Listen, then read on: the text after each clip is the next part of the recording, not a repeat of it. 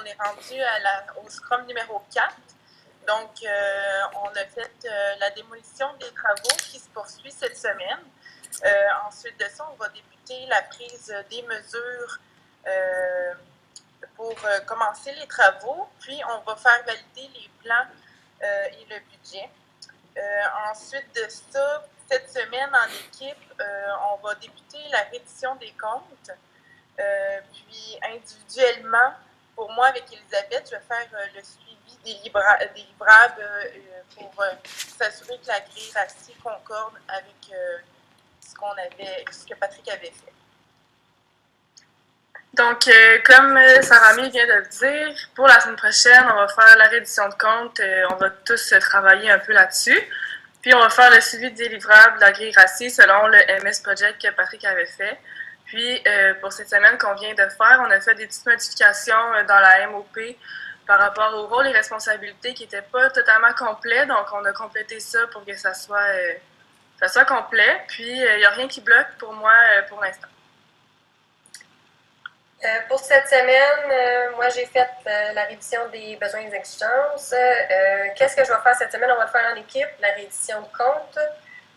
Moi, après que Patrick ait fait les avis de modification, je vais regarder tout ça faire les changements nécessaires dans MS Project. Et puis, j'ai pas eu de problème concret. Alors, pour ma part, la semaine passée, j'ai travaillé sur le MOP pour les processus d'approbation des livrables et le processus de la gestion des changements, pas du, mais des changements. Aussi, j'ai travaillé sur le Microsoft Project que Patrick a fait.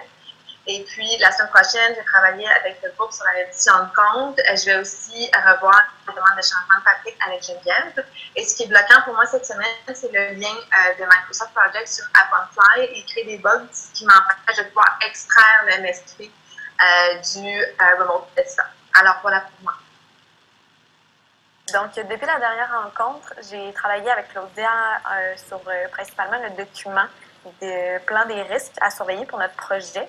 D'ici la prochaine rencontre, Claudia et moi encore, on prévoit continuer de travailler sur ce document-là. On voudrait l'avoir terminé pour la semaine prochaine. On va également terminer le document sur l'analyse des parties prenantes.